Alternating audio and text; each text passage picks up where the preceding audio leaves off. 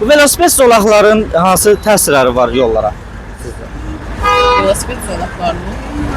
Yəqin yaxşı, rahat. Pis, necə olacaq? Çox pis. Profil yaradan onlar.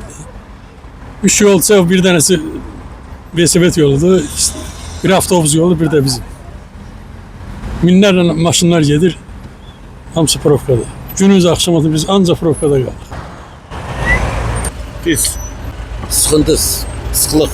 Eləmir, 10 dağlı yolu yarım saati gedir.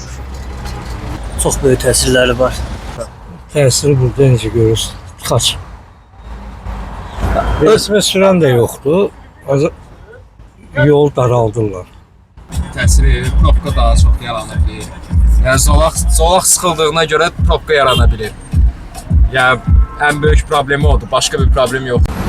Mənim üçün heç bir əks təsiri yox. Təsiri profka. Ne bak burada bura neye yaraşır ki? Bu Bakının neyine yaraşır bak bu şey. Velosiped zolaqları. Avtobus zolağı çəkdirildi şükür Allaha. Hər şey qaydası. Vallahi velosiped zolağı artıqdır.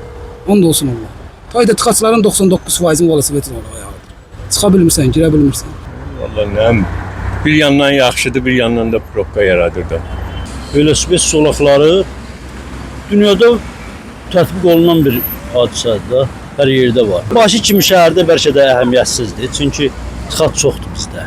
Ona görə də mən elə hesab edirəm ki, hələlik ona ehtiyac yoxdur. Yəni o haqqda bir şey deyə bilmərəm əslində. Yəni nə bilim, belə mən yəni maşın sürmürəm deyə, maşın sürənlər üçün ola bəlkə problem yaradır. Yəni belə velosiped sürənlər də harda sürməlidir belə də baxanda. Yəni, yolla sürməyəcək ki, qəza şəraiti yarada bilir.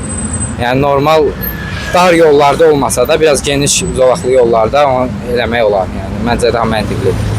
İnan ki, şəhərdə çox olmuram, yəni kənarda oluram, yəni mənim üçün heç bir fərq yox. Var qardaş, əvvəlki illərə nisbətən görürsün. Şəhər tıxacları olsa pikətdədir, indi də vapşin.